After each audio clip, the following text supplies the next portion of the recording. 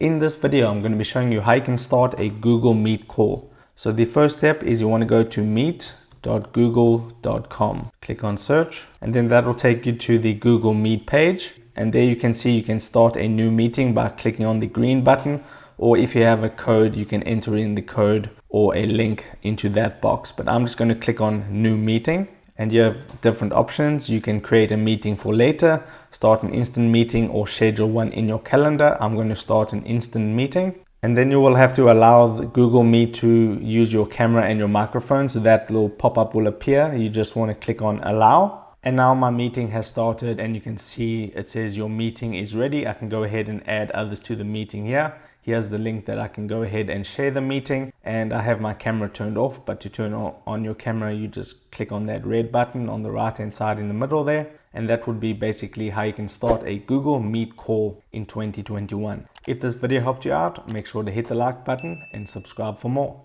Take care.